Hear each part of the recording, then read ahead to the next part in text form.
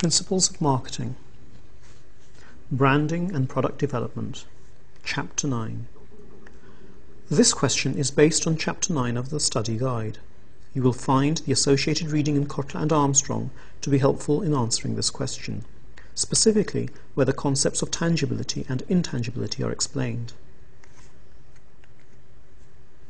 In order to answer this question, you should start by defining what is meant by the terms service and product, and also what is meant by the terms tangible and intangible. Kotler defines a product as anything that can be offered to a market for attention, acquisition, use or consumption that might satisfy a want or a need. Services are a subset of this group and are defined as any activity or benefit that one party can offer to another that is essentially intangible and does not result in the ownership of anything. Key to this definition is the term intangible, which in ordinary English usage describes something that cannot be touched, which does not have a physical presence. Items that are tangible can be seen and touched.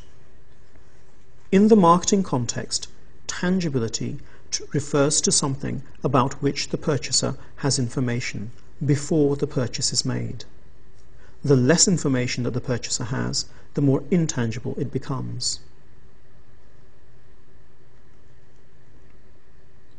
Both services and products can be intangible or tangible.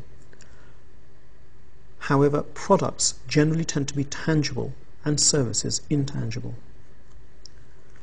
An intangible product is one which we can see and touch, for example, but about which we nevertheless have relatively little information. This may apply to a second-hand car.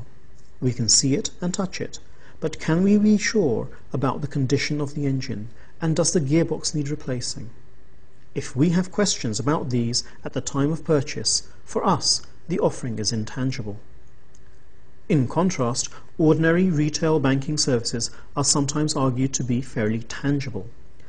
Because we use them so frequently, we consider ourselves to be fairly well informed about their reliability. We take the ability to deposit and withdraw money for granted, so to that extent we consider them to be tangible. The question then is, why should someone with a fairly tangible offering want to make it intangible? One of the reasons is in order to differentiate our offering from the competition, to build the brand identity. This is because tangible offerings can also be fairly homogeneous. Think of ordinary table salt. It can be difficult to differentiate it from the offerings of competitors. However, by making something more intangible means that customers will have to trust the marketeer. But if that trust is fulfilled, the level of trust will rise.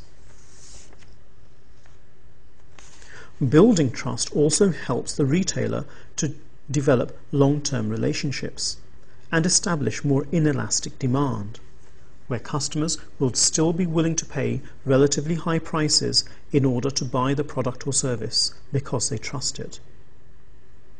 This differentiation between our brand and those of others, because ours is trusted, will mean that brand equity is also established. Now, how can we do all of the above? One of the ways of doing this is to make promises of future performance. For example, we can add features and benefits that are not offered by others. Consider the case of some leading airlines. They know that taking passengers from A to B is a fairly tangible offer, and one that their competitors are able to fulfill.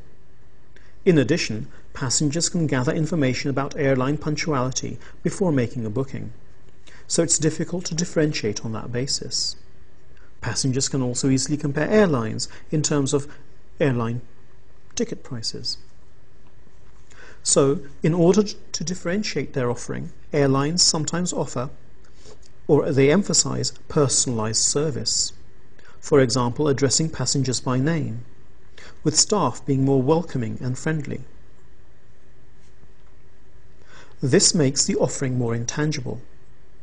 At the time of purchasing the ticket, the customer has to believe the promise of receiving a friendlier service at some future point in time. But once they've flown with the airline and seen that the promise has been fulfilled, the airline will have built trust with these customers. They can use this to establish long-term relationships with these customers. People will want to come back again and again because a particular airline meets their expectations. Where customers keep coming back, this may mean that demand has become inelastic. The customers may even be willing to pay higher prices because the airline consistently meets their expectations, and they don't trust other airlines will do this to the same extent. Brand equity is the differential impact that knowing the brand name has on a customer, and where there is a relationship and customers are willing to keep coming back to an airline even where prices have gone up, brand equity will be relatively high. Now, the challenges that the marketeer faces is having customers believe the promises that have been made. And in this regard, the firm may have to use promotional tools that are considered credible by customers. Those are promotional techniques which customers will believe. Actually making the differences will be challenging. Differences which are sustainable will also be challenging for the marketeer to promote. This question requires knowledge of intangibility and the factors that contribute to it. Weaker answers focus on this being an exclusive feature of services marketing, and will also cover characteristics of services such as perishability, which was not asked for. Better answers will recognize that intangibility is not an exclusive feature of services. Better answers will also recognize that making something more intangible and hence riskier will require usage of marketing strategies that address issues of perceived risk. For example, using credible sources of information when undertaking promotion, for example, celebrity endorsement. Better answers would cover a wider range of issues when it comes to establishing credibility using the elements of the promotion mix.